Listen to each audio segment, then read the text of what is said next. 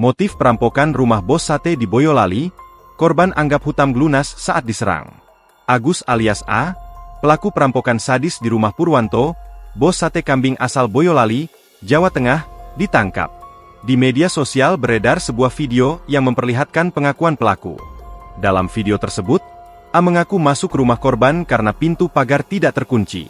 Ia mengaku tidak langsung menyerang korban, melainkan memanggil Daryanti terlebih dahulu.